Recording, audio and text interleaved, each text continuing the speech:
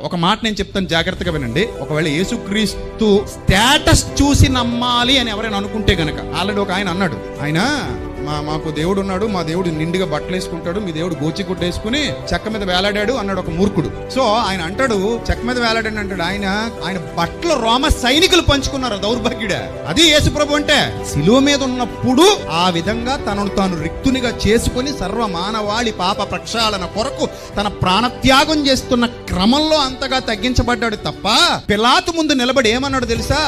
ఏంటయ్యా నీ స్టేటస్ తో నిన్ను రాజు రాజు రాజు రాజు అంటున్నారు, నువ్వు నిజంగా రాజువేనా అని అడిగితే ఆయన అంటాడు, ఎస్ నీవన్నట్టు నేను రాజునే, నా రాజ్యం ఈ లోక సంబంధమైంది కాదు, నేను వేడుకొనలేకపోతున్నాను. ఒక్కసారి గాని నేను వేడుకుంటే 12 సేనా వ్యూహాల కంటే ఎక్కువ సైన్యాలు నా తండ్రి పంపిస్తే రోమా సామ్రాజ్యం కోకటి వేళ్లతో సహా పెకిలించబడుతుంది, అది నా పవర్ అని చెప్పాడు ఆయన. ఆయన స్టేటస్ గురించి మాట్లాడుకుంటే స్టేటస్ విషయంలో కూడా చాలా గొప్పడైన.